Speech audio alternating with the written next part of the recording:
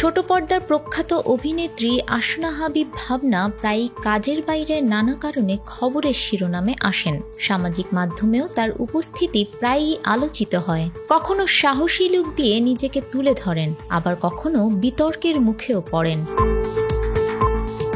সম্প্রতি এক অনুষ্ঠানে অভিনেত্রীকে বিয়ের পাত্র নির্বাচন নিয়ে প্রশ্ন করা হলে দুটি অপশন দেয়া হয়, একজন বড় মাপের ইউটিউবার নাকি বিসিএস ক্যাডার। উত্তরে তিনি কোনো হেজিটেশন ছাড়াই বলেন বিসিএস ক্যাডার।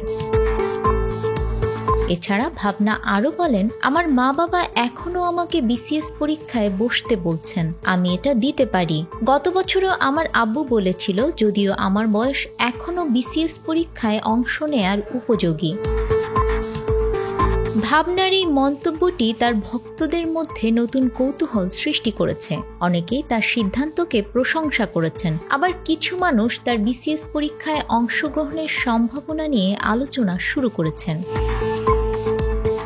আসনা হাবিব ভাবনা আরও জানান, তার পেছনে নাকি অনেক ছেলেরাই পিছু নিয়েছে, তাও সেই ছোট বয়স থেকেই, আর সেটা নাকি খুব ভালোও লাগে অভিনেত্রীর। কিন্তু কাউকে ধোঁকা দেওয়ার পর কেমন লাগে এমন প্রশ্নের জবাবে ভাবনা বলেন, আমি কাউকে ধোঁকা দেইনি।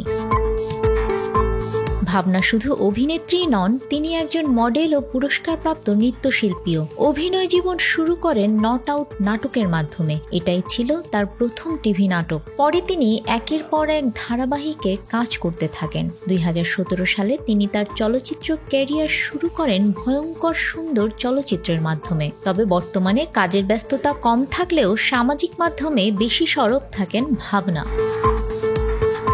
নিউজ ডেস্ক, আমাদের সময়।